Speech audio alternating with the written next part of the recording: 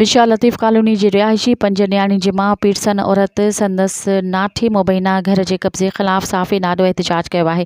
बेवा पीटसन बुढड़े नाले वारे सेजो मेघवाड़ साफ़े नाडो दाहिंदे चयो आहे त मुंहिंजे घर मथां मुंहिंजे नाठी जियोमल मेघवाड़ मुंहिंजे घर मथां कब्ज़ो करे वेही रहियो आहे।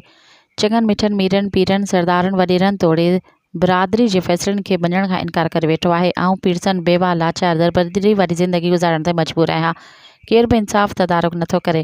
हुन चयो आहे त मुंहिंजो घर 3200 फुट ते मुश्तमिल आहे। मूंखे मोतमार धमकियूं ॾिए थो।